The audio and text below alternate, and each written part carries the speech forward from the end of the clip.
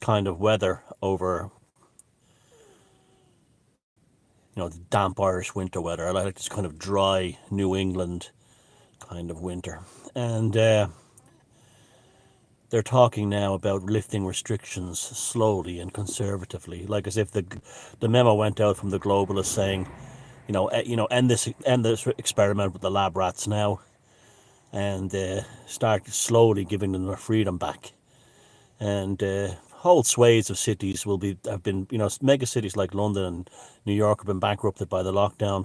So now the tech giants have reduced the price enough where they can buy whole swathes of those cities and turn them into their social credit smart prisons for the Great Reset. And the thing is that this Great Reset is just the latest in a series of things. They've been breaking us down incrementally since the post-war period in particular. Although you could probably go back to the Fabian Society of about 100 odd years ago. George Bernard Shaw and H.G. Wells and all those people.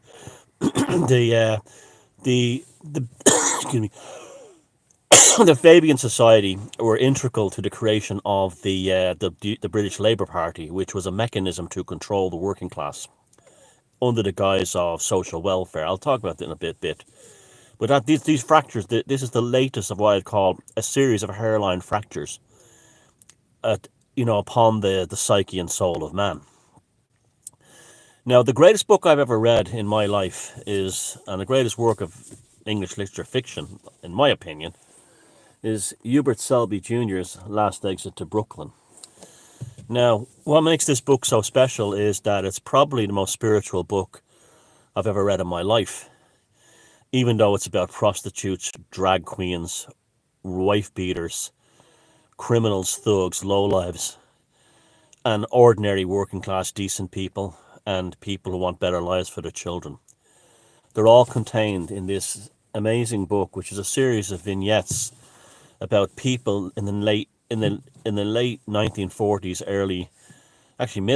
mid early 50s, around the time of the Korean War, were about prostitutes and just the lowest level of society in and around the Navy Yard in Brooklyn on the waterfront in New York. There's characters like Trala, the prostitute, who is almost like a spiritual Madonna type figure in her own kind of way. There's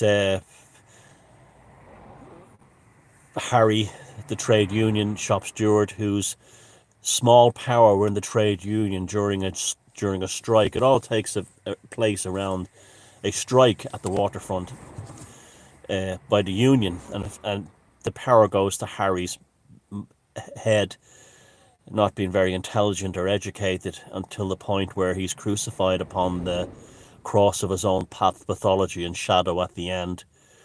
And many other characters who are just trying to survive in that situation, either through criminality or through, pathology, or through trying at any cost to be decent and doing the right thing. And it's a very beautiful and very spiritual and very dark and very moving and very disturbing book. It has everything you need to basically show you the autopsy of a human consciousness in front of you lying on the table. Now, I saw an interview once with Hubert Selby Jr. where it was a thing where he's told to give advice to writers and creators, and he said always find a spiritual experience and then bring that spiritual experience into a book, a movie script, a song, a poem. And he gave an example of what a spiritual experience was, because the first time he ever experienced a spiritual experience, he was lying in a TB hospital in America during the TB-ish days. And beside him was a little Greek boy that he used to talk to. And then one morning he woke up and the bed was empty. The Greek boy had died during the night. And so that was how it was in those TB hospitals for children at the time. So as a child, the young Hubert Selby Jr. is lying there in the hospital, and he's bored because he's getting better, but he's bored. He wants to get out to do kid things. And a nurse comes over to him and says, "Why don't you why don't you ease your boredom by writing a letter to the family of the little Greek boy who died, telling him, telling them all the fun and the things you talked about, movies and sports and everything before he died. And so, not thinking about it, he wrote a letter saying, your son and I became friends. We used to talk about our favorite movies and songs and baseball and this kind of thing. And he sent the letter off to the Greek family, the Greek American family.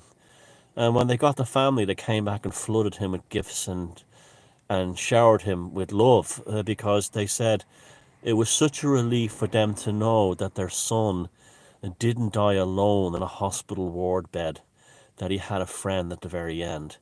And he said that was the spiritual experience that put him on the path of becoming a writer. Now, what the threshold moment that Carl Jung talks about, there's always been something that does that. When I was a little kid, a bomb exploded in central Dublin around the corner from where I was. 3 bombs went off, car bombs, and nearly killed.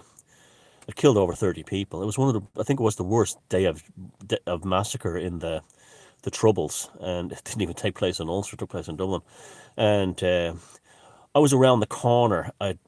With my friends. I was only about 8 or 9. I was very young.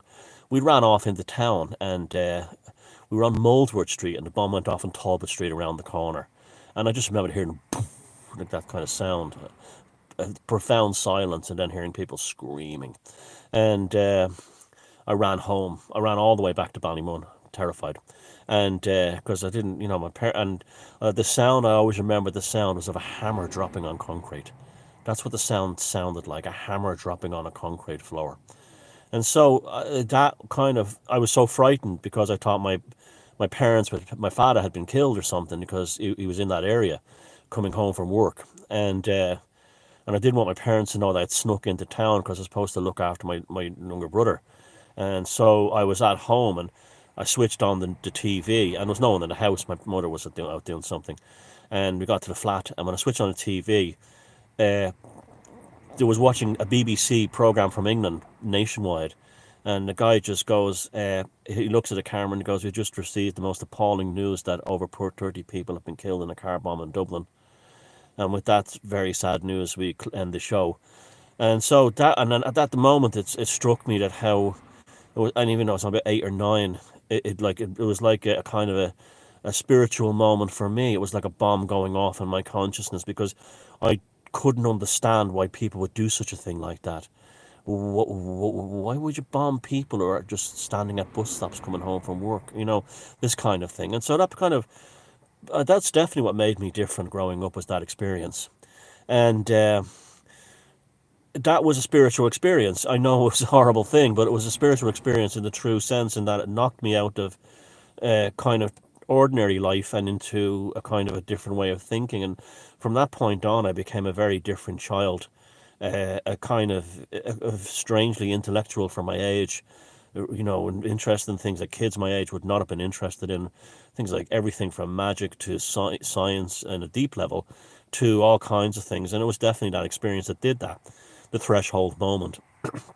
Now, why I bring up the book, Hubert Selby's Junior's Last Exit to Brooklyn. The movie isn't bad either. It's actually, the movie's quite well done, but the book is something special about it. It's like a diary of the human soul. This is the post-trial edition from the 60s. And why the post-trial edition is, when this book was released in England, in the UK, it was immediately savaged by the British establishment, because they called it degenerate, offensive, obscene. They really went for it. And it was the last book to ever be dragged through the courts in Britain. And it would have almost destroyed the publishing industry and Hubert Selby Jr. if the case had been won by the prosecution. In the end, the court upheld that the book should be published and allowed to be put into print in the UK, and the reverse happened. It's still not it's not a very well known book outside the USA, and even within the USA, I can remember reading Requiem for a Dream back in the day, and people said, "Oh, I've never heard that." That's become a movie as well, and so anyway, that's the story with him and that book. Now, why that's important is, You know what I'm saying? That like the Great Reset is a continuous thing of hairline fractures. Well, when you see an academic talk on TV talking about you have to get the vaccine or you have to be inside a plastic bubble to go into a concert, what you're seeing is an attack upon the human psyche, but particularly on a certain element of the human race, the working class. This the only way you can get the expert class is to rule the world is by destroying the working class, because the working class in every country have innate street smarts. So you have to make everyone a Poindexter, a nerd, an idiot who trusts experts, someone who go, hold on a second, I don't know about that. You know, they don't want that, because that's why so much of the great art comes up from the working class and so on. That's a punk rock. They can never let punk rock or anything. Not the Joe Strummer punk rock. I'm talking about the real punk rock of like John Lydon and Steve Jones. Now the that's why they pushed the posh Joe Strummer in America as the punk rock leader, the college the posh boy. Even though I'm saying the Clash did some great songs and everything, but he was a safer bet than John Lydon or Steve Cook to sell to the American middle classes. Anyway, and so was Declan McManus. What's his name? Elvis Costello. Now let's let's talk about the series of fractures. At the beginning, I mentioned the Fabian Society, and the Labour Party was used as a mechanism to re-engineer, reset the British working class, particularly the English working class. Now, when this book came out, when it was written, was during a pivotal moment when the British aristocrats were attempting to destroy or create a fracture, a generational fracture within the English working class. And how they did this was they opened up numerous polytechnics, art schools, and made university entrance and college entrance much easier for the working class through things like grants, in particular art schools. Now, art schools were identified as a central point of critical theory by the Frankfurt School and also the New School in New York as a way of changing society. And this is why they put artists such as, and art lecturers like Hans Hoffman, in the New School of New York to alter the visual construction of perception towards changing human consciousness. Now, this was done with the working class in England, when they got a generation of, after World War II, you had the stay-home generation, people who did nothing. There was nothing for them to do. There was still things like ration books and stuff like that. And then what they did was, when they ended austerity, as they called it, poverty, for the working class and the lower middle class, they allowed working class kids to go to art school. And this is how the likes of the Beatles, who came from except John Lennon, he came from an upper middle class background. The Beatles, John Lennon, etc. Brian Ferry came from Roxy Music, came from a very, very poor background. Really, it's amazing how poverty-stricken his background. When you wouldn't know to look at him, he's Mr. Suave, and he's like Cary Grant or something. And allowed them to go to art schools.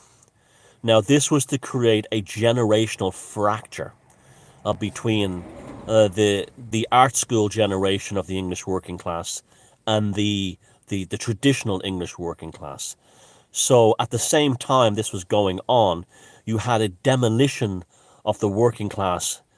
Now, where Hubert Selby Jr. in the USA was working class himself and writing about the working class.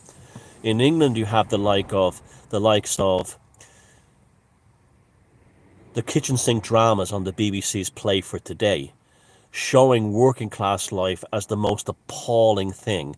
Stuff like Boys from the Black Stuff, the movies of Ken Loach, which are basically snuff movies where the middle class can go watching the horrors of the working class in movies like Daniel Blake and not have to actually directly deal with it. This is to drive home to the working class. Your working class person in England in the early 1970s, You come home from, or your late 60s, you come home from work. Yeah, you want to see something on TV to relax you, and you see some toff has written a play for the day kitchen sink drama about heroin addicts in on Tyneside.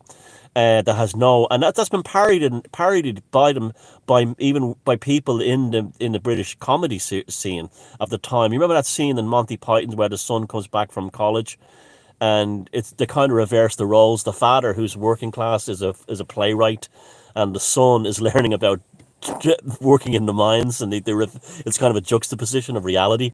That was a good kind of piss take of it. There's loads of things like that, and and it's always put out there in that way. And so, as that you were a working class person in England, you were told by the BBC through kitchen sink dramas that everything that you represent and you come from, whether you're in Liverpool, especially Tyneside, Manchester, Birmingham, you name it, the East End of London, you, Bristol, you are a piece of shit. The world you come from is a piece of shit. Here's Ken Loach, the BBC's play for the day.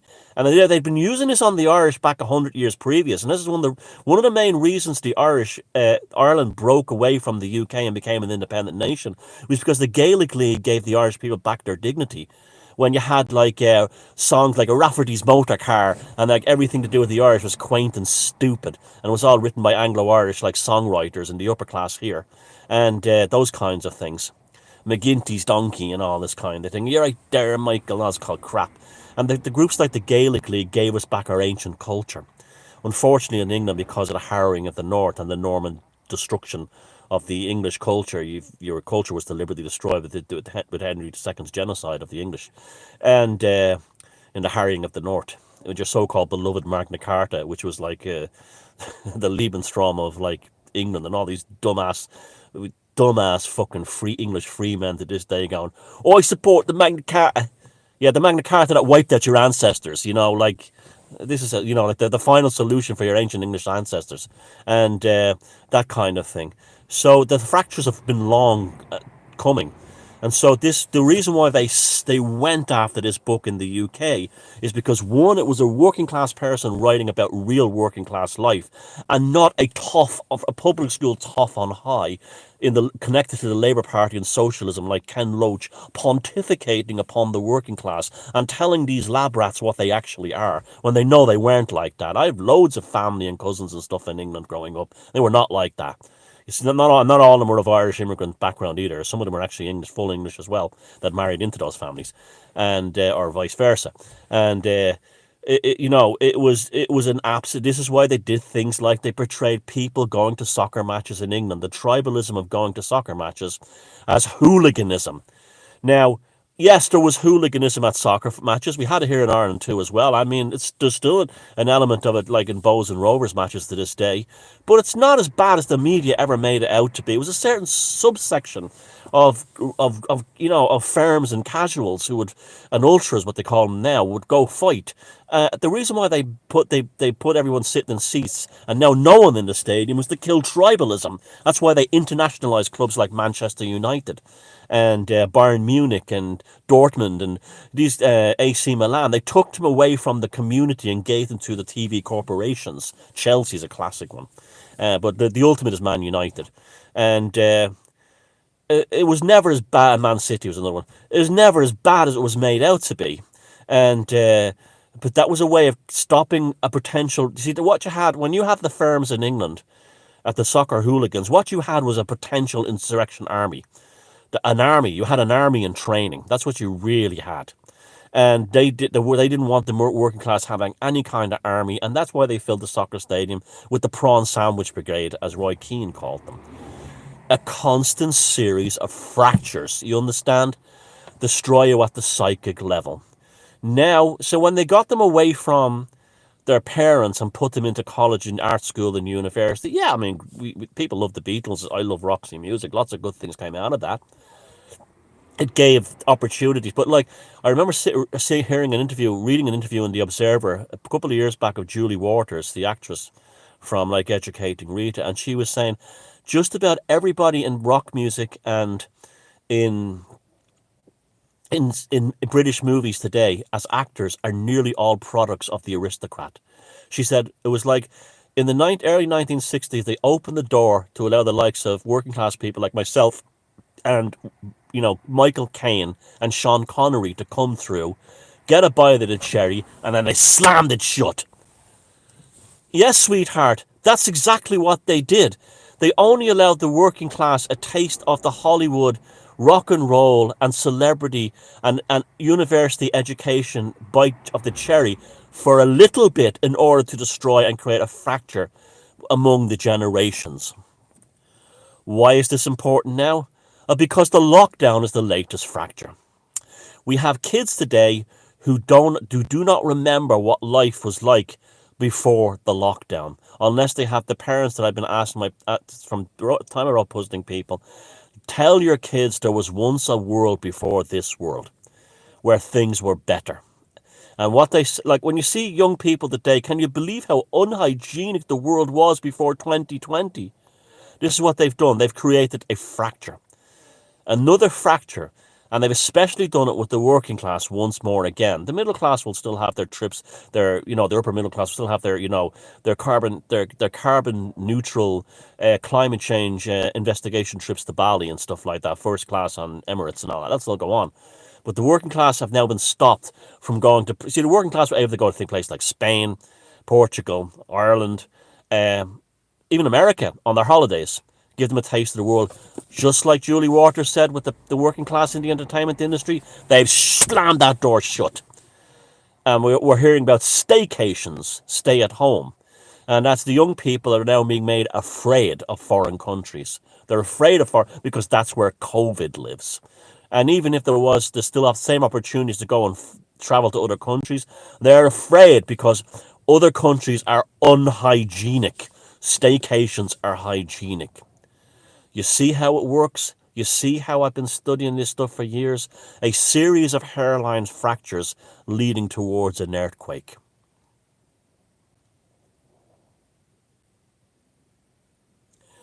Think about it. Cross that chasm and don't let them keep them doing this to you. And the important way to seal up those fractures is to go right back to the initial fracture and repair it. Paganism for me is one part of that. Going back to a traditional working class way of life, maybe for you, saying, so if you're a working class kid and you're aware of this and you're on the age of college or university, saying, I don't want to go into university to learn that it's from some academic professor teaching me that queer theory is about pedophilia. There's 83 genders and no chromosomes, and Greta Thunberg is an intellectual giant. Nah, fuck that. I'm going to do a trade and become a plumber or electrician instead. That's how we seal up the initial fracture.